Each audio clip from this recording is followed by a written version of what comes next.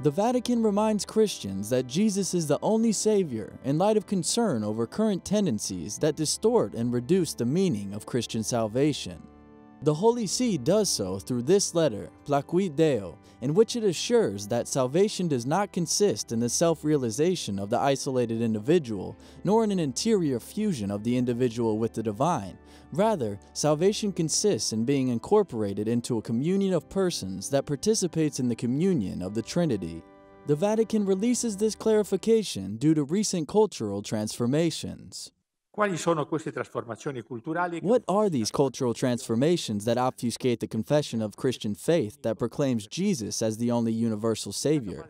The Holy Father Francis, in his ordinary teaching, frequently speaks about two tendencies that resemble, in some aspects, two old heresies, Pelagianism and Gnosticism.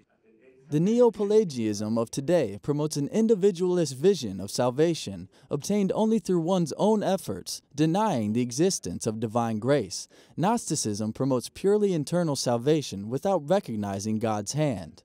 The Vatican also reminds that neither good works nor good feelings drive salvation.